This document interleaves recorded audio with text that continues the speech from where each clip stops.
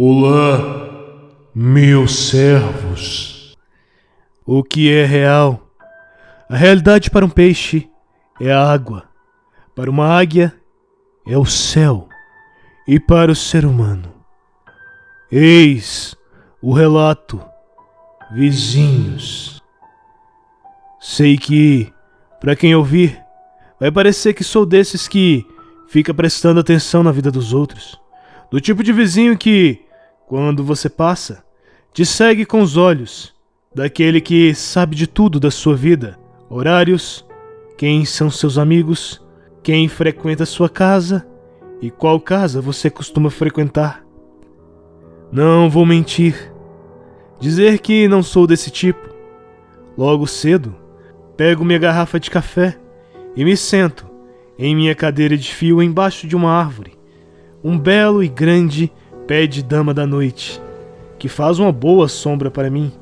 E, vez ou outra, quando passa um conhecido, vamos tomando café, conversando, contando histórias velhas, muitas delas repetidas, mas assim a vida vai seguindo. Bem, posso me dar ao luxo de ficar ali o dia todo, todos os dias. Isso porque meu pai me deixou 8 casas, 2 kitnets e um pequeno pedaço de terra, onde alugo todos e vivo bem com esse dinheiro. E, para me tranquilizar ainda mais, tenho a minha aposentadoria. Meus filhos vivem me enchendo a paciência, dizendo que eu deveria investir, fazer dinheiro, fazer com que ele renda, comprar mais casas, vender 1 ou 2 para comprar terras, vender as terras para comprar mais casas. Mas a verdade é que trabalhei muito antes dessa herança chegar. E, diferente deles, enquanto meu pai estava vivo, eu não pedi um único real para ele. E, com o seu falecimento, bem, eu pude aproveitar aquilo que ele não aproveitou em vida.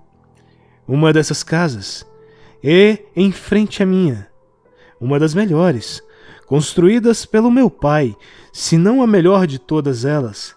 2 andares, uma bela e grande piscina, uma área de churrasco bem confortável.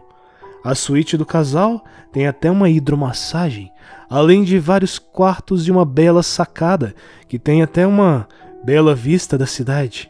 Coisa chique mesmo.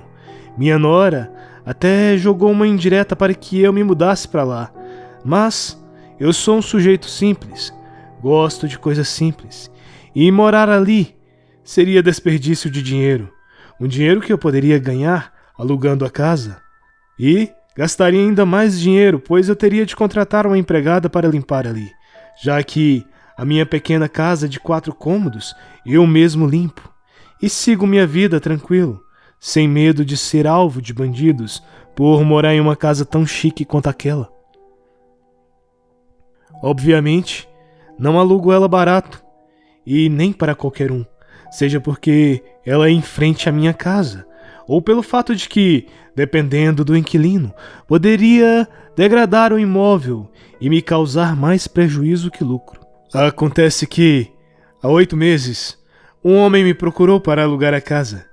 Disse que era proprietário de uma grande empresa de construção civil e estava fechando um acordo com o município, onde praticamente havia ganho 8 licitações. E para não ter que ficar viajando para ver o andamento das obras, teria de se mudar para a cidade para coordenar o avanço das obras. E como chefe, não podia ficar em qualquer casa e nem abandonar a sua família. Ele me pareceu um sujeito simpático, desse que não nos olha diretamente nos olhos, mas está nos olhando, meio careca, com 2 entradas que se encontravam bem no meio de sua cabeça, e com um jeito de pessoa direita, uma pessoa correta. Aquela tipo de pessoa que parece ter responsabilidade. Inclusive, ofereceu o pagamento de 6 meses adiantado, além do depósito de entrada e de saída, que compreendem 2 meses, ou seja, ele iria pagar 8 meses. E, para ser sincero, nem se eu não tivesse ido com a cara dele, de qualquer maneira eu alugaria para ele. Aceitei, e logo ele se mudou junto com a mulher e o filho. De início, os via quase todos os dias, em sua rotina normal, de sair bem cedo, por volta das 6h50. Em seguida, a esposa levava o filho para o colégio, e por volta das 11, ela saía para buscar o garoto. Logo o marido chegava, almoçava e ficava até 2 da tarde. E então voltava para as obras, retornando somente às 18h15 em ponto. E quem eu mais via era o garoto, que é desses tipos imperativo.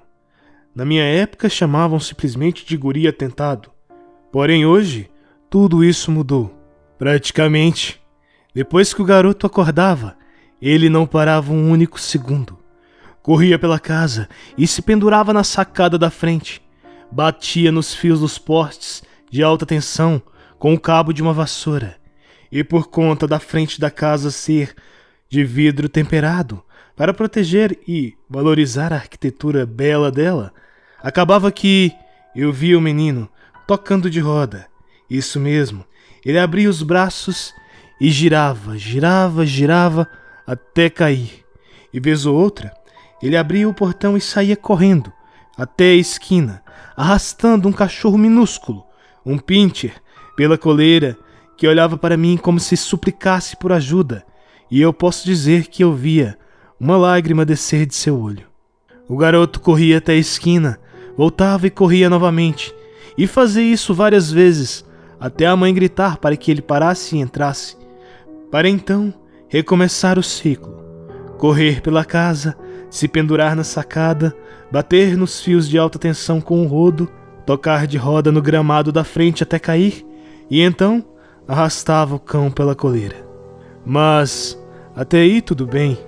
O marido saindo para trabalhar, voltando antes do anoitecer, a esposa cuidando da casa e do filho, e o garoto, por sua vez, sendo um garoto, tocando o terror. Nada de diferente de qualquer outra família que mora no interior. Todavia, certo dia, enquanto eu estava sentado embaixo do pé de dama da noite, na porta de casa, conversando com um conhecido, o seu Edinaldo, que é desses idosos que andam sofridamente em suas bicicletas, sofrendo para dar cada pedalada, e sempre parava na porta de minha casa para tomar um café enquanto recuperava o fôlego.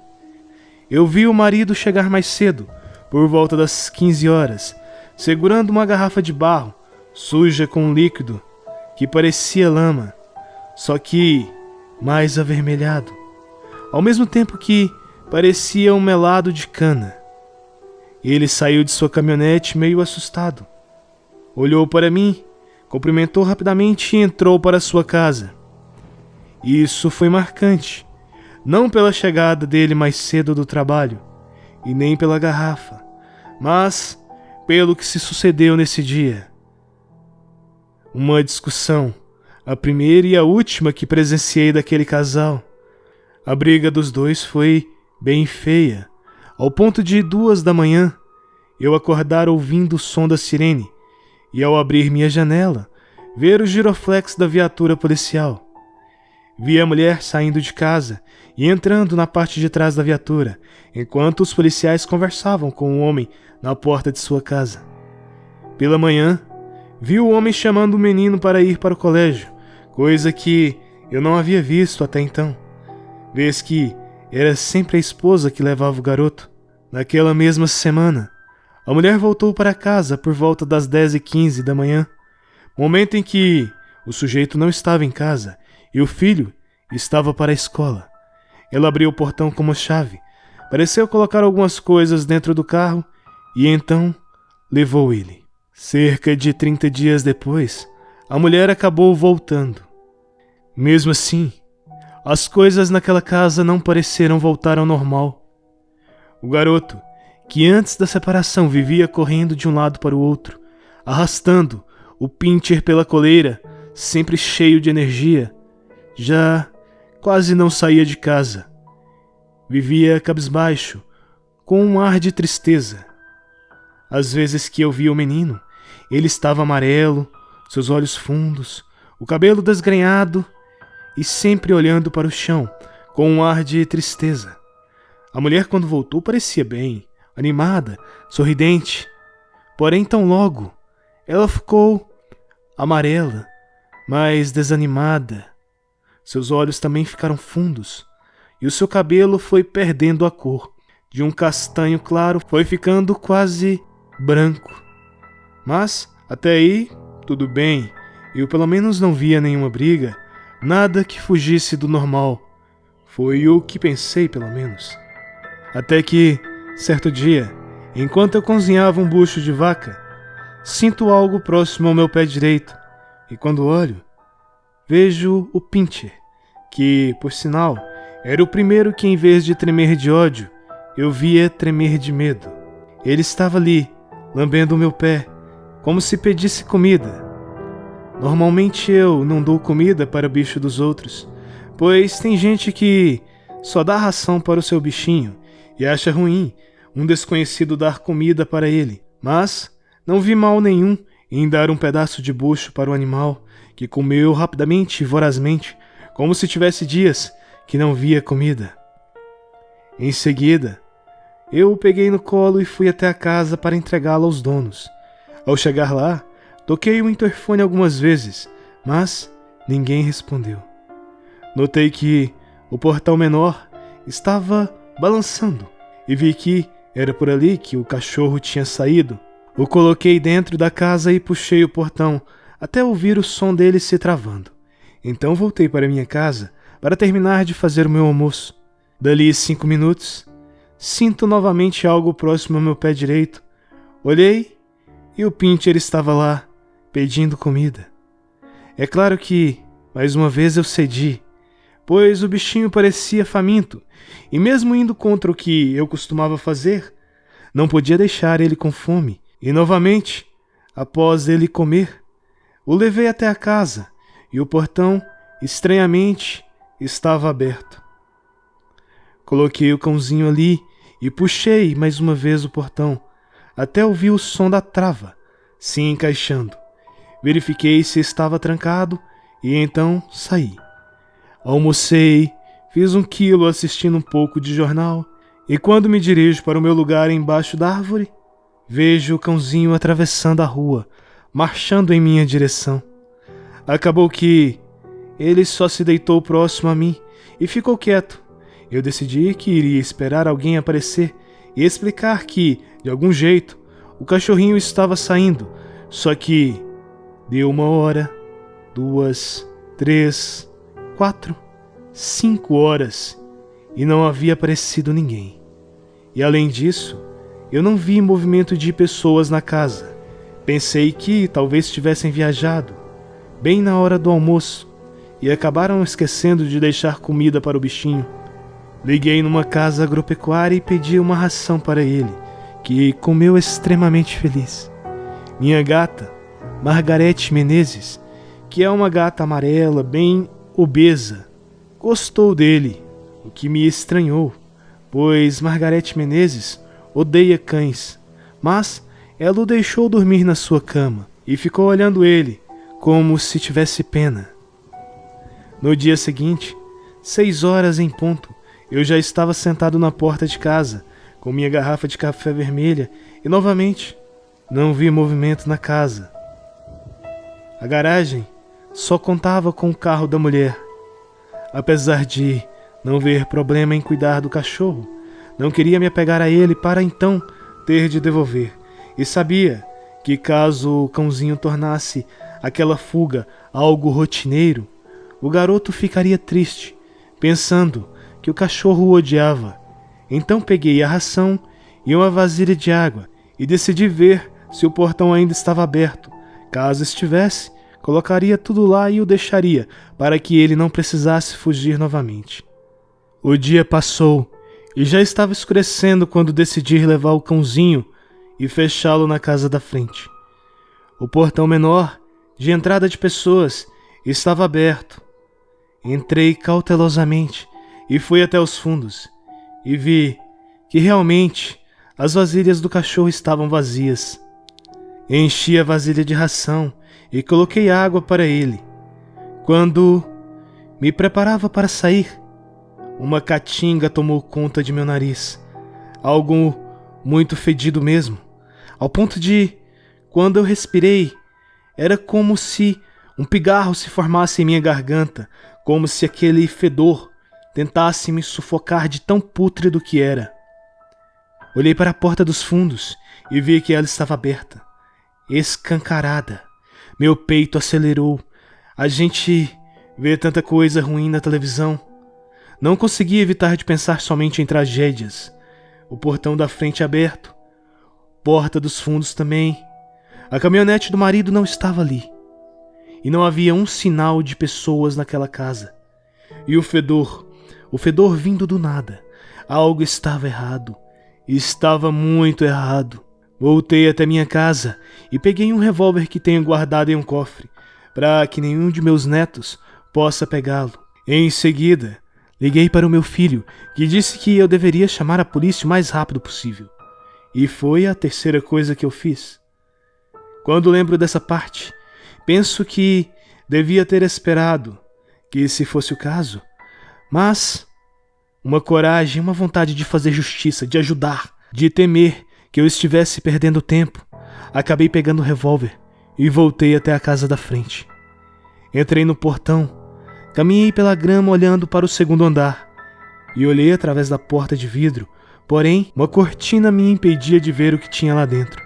Caminhei com calma até os fundos, pois já estava escurecendo. O cachorro não estava ali. Quando cheguei, provavelmente já tinha fugido outra vez. Estava com meu velho 38 na cintura, e apesar dos anos que carreguei ele, parecia mais pesado que nunca. Empurrei a porta e falei: Tem alguém aí? Aqui é o dono da casa. Eu chamei a polícia. Se tiver alguém aí, é melhor se entregar. Muitos que assistem filmes policiais podem achar um erro se anunciar, mas é a técnica correta de acordo com um amigo policial que tenho. Sempre que se entrar em um local desconhecido e se tiver a possibilidade de alguém estar cometendo um crime ali, ao saber que a polícia está a caminho, essa pessoa irá pensar que tem pouco tempo para fugir antes que ela chegue, o que facilita o trabalho e evita ser surpreendido, e todos, ao ouvirem isso, saem correndo imediatamente. Me anunciei e tudo ficou em silêncio. Por mais que a casa fosse espaçosa, com as cortinas fechadas e a noite caindo, pouca luz entrava ali. Então caminhei, olhando ao redor procurando as tomadas, esperando ver alguma coisa, objetos quebrados, coisas faltando, a TV talvez roubada, mas não. Tudo estava ali. Um vaso com flores mortas sendo iluminado por uma tênue luz azul que entrava pela janela. Pia, fogão, mesa, sofás, estante com livros, tudo limpo e organizado. E a TV pendurada em um painel. Nada estava fora do seu lugar. Nada estava diferente, exceto o fedor, que ali dentro já não estava tão forte quanto lá fora, o que pensei ser por conta de estar me acostumando com ele. No segundo andar, tudo parecia bem. Decidi me anunciar mais uma vez. Talvez quem quer que fosse não tivesse me ouvido. Eu tô subindo e a polícia já tá chegando. Dessa vez, um som me atraiu, algo caindo. Identifiquei como vindo do quarto do casal, da suíte. Caminhei colocando a mão em cima do revólver, já pensando que teria de devolver o dinheiro do homem, pois havia entrado em sua casa. Mas eu precisava saber o que estava acontecendo e, principalmente, de onde vinha aquela caatinga, que apesar de ali teoricamente estar mais forte, já não era tão insuportável. Eu sabia que vinha dali, do andar de cima, só que, cada vez que eu me aproximava, parecia que aquele cheiro se tornava cada vez mais suportável. Aquilo era o contrário de uma árvore dama da noite, que de longe tem um perfume bom, agradável, mas de perto é tão forte que chega a feder. faz a gente espirrar, e quanto mais eu me aproximava daquilo, mais atraente aquele cheiro se tornava. Escorei com as costas na porta, toquei minha mão esquerda no revólver e a direita segurei com firmeza a maçaneta e fui abrindo vagarosamente. Eu senti uma lufada de perfume em meu rosto. Era como se eu tivesse aberto um pote de rosas e todo o seu perfume viesse contra mim. Fiquei extasiado por alguns segundos e fechei os olhos para poder aproveitar com mais intensidade aquele cheiro. Até que abri os olhos e vi. No meio do quarto estavam os três: marido, esposa e filho, formando um círculo, um de frente para o outro. Bem, o pior é que eles não estavam no chão. Isso mesmo, os três estavam ali, no ar, como se flutuassem. A cabeça deles estava jogada para trás, o máximo que conseguiram, como se olhassem para o teto, bem no alto do teto. Quando vi a cena, devido ao escuro, pensei que os três estavam bem, vocês sabem, com uma corda em volta do pescoço. Então acendi a luz e confirmei. Não havia nada entre eles e o teto, e nem entre eles e o chão. Estavam de verdade, flutuando, com suas cabeças jogadas para trás, com os olhos fixos no teto. O garoto estava com os olhos abertos, mas não havia cor neles. Os olhos estavam brancos, totalmente brancos. E no meio dos três, bem no chão, a garrafa de barro que eu havia visto o meu vizinho chegar, e 3 copos caídos ao seu redor. Caminhei até eles e segurei o homem pela cintura e o puxei. Mas nada aconteceu. Aquilo não podia estar acontecendo. Não era possível. Era como se algo tivesse sustentando ele no ar, sustentando os três no ar. Algo invisível, uma força, algo que eu não conseguia ver. Tentei puxar a mulher e o mesmo resultado, nem se moveu. Eu me pendurei em sua cintura, tentando arrastar ela. Nada. Puxei o garoto, que também ficou imóvel. Algo sobrenatural estava acontecendo ali. E tinha a ver com aquela garrafa. Eu tinha certeza. A única coisa de diferente ali era aquela garrafa. Peguei ela, que estava enraizada no chão, e era um enraizamento tão forte quanto eles estavam no ar. Como um imã, fui puxando e puxando. Mas, diferente deles, ela se movia pouco a pouco. Eu segurei firme com as 2 mãos e puxei. O carpete vinha junto e pouco a pouco ela foi saindo do seu lugar. Até que ela desgrudou do chão de uma vez, e devido à força que eu havia colocado, acabei me desequilibrando e caindo para trás. E enquanto eu caía, eu vi, no reflexo do espelho, por alguns milésimos de segundos eu vi, tinha uma criatura ali, bem no meio dos três, sentada. Parecia um homem, só que bem maior, tinha uns 2,5 metros ou 3.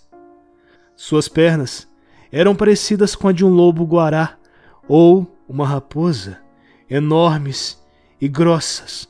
Sua pele, se é que aquilo podia ser chamado de pele, era vermelha, e uma fina e curta camada de pelo negro, tão curta que se mesclava com seu couro vermelho, parecendo um veludo cor carmim. E se isso não fosse assustador o suficiente, de suas costas saíam tentáculos e se conectavam com os rostos dos 3, do pai, da esposa e do filho, segurando eles como se fosse uma árvore, segurando seus frutos com seus galhos. Ela virou seu rosto para minha direção. Seus olhos brancos, como a neve, me encararam, confusos, como se tentasse entender o que eu tinha feito. E em seguida, ela desapareceu. Quando ela sumiu, os três quedaram no chão juntos. Eles estavam extremamente fracos, desnutridos. Logo a polícia chegou e subiu. Em seguida acionaram a unidade de atendimento móvel e os levaram para o hospital. Eles ficaram em um tipo de coma induzido. A mulher foi a primeira a acordar. Logo foi o marido. Porém o garoto não acordou. Pouco tempo depois, ambos receberam alta, exceto a criança que ainda estava em coma, e vieram para casa. Porém, quase eu não os via, exceto quando saíam para ir ao hospital ver o filho. Até que um dia, ambos vieram até mim. De início, agradeceram a ajuda, e eu, apesar de ter perguntas, não quis fazê-las. Não era para mim que tinham que se explicar, pois a polícia indiciou os dois por tentativa de homicídio. No mesmo dia, um pouco mais tarde, o marido voltou sozinho e, parecendo que queria desabafar, começou a contar que era normal encontrar coisas antigas nos canteiros de obras, só que sempre dava um jeito de pegar tudo e esconder, pois se as autoridades ficassem sabendo, embargavam a obra por meses, talvez anos. Disse que ele normalmente enviava anonimamente para museus. Só que aquela garrafa que ele encontrou, a garrafa de barro, ele levou para casa, pois o cheiro que vinha dela era tão bom, tão agradável, tão atraente. E, sem saber se era um veneno ou algum tipo de bebida tóxica, abriu e passou o dedo em sua borda, e em seguida tocou em seus lábios. De início, senti um sabor que fez ele se arrepiar inteiro. Em seguida, sentiu como se estivesse em um deserto, embaixo de um sol escaldante, e tivesse encontrado um oásis com a água mais límpida do mundo. O sabor daquela bebida superava tudo o que ele havia encontrado, tudo o que ele já havia experimentado em sua vida. Era algo indescritível. E então ele abriu os olhos. Ao fazer isso, ele já não estava mais na sala de sua casa. Estava em um palácio, sentado em almofadas, vestido com ricas vestes e coberto de ouro. E várias pessoas ao redor o cercavam, bajulando ele e o chamando de sultão. Pensou estar sonhando. Ainda assim, optou por aproveitar o sonho. Fosse com suas centenas de esposas, fosse com seu ouro e a sua posição, que era de sultão, e todos ali o respeitavam e o obedeciam. Pouco tempo depois, ele acordou e estava novamente no seu sofá.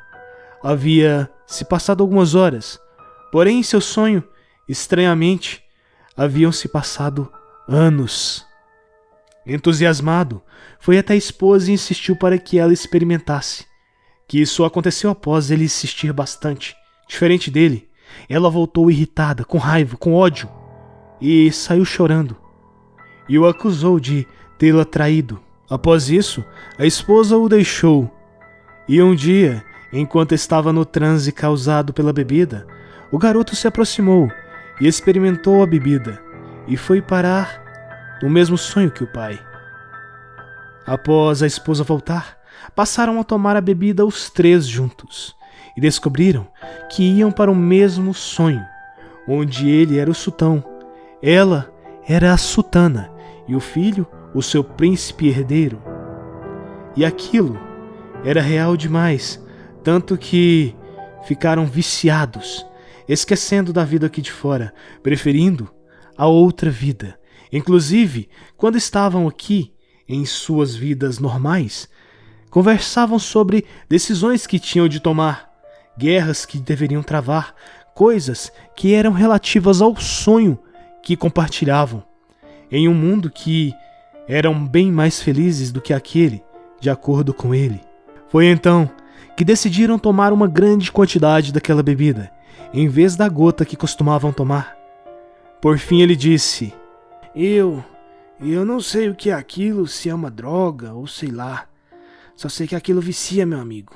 Vicia como nenhuma droga nesse mundo vicia o homem. Aquele trem é melhor E a pior coisa que tem aqui. Pode ter certeza, meu amigo. Comentou, e em seguida ele me perguntou: O senhor não chegou a ver se algum dos policiais levou a garrafa, não? Não, quando a polícia chegou já foi me empurrando pra sair da frente e eu nem cheguei a ver o que aconteceu depois. Enquanto ele continuava a contar de sua vida paralela como sultão, eu olhava e balançava a cabeça, fingindo interesse, mas, mal podendo me conter, de vontade de entrar em meu quarto e tomar mais uma gota daquela bebida maravilhosa, da garrafa de barro que me aguardava no criado mudo, ao lado da minha cama.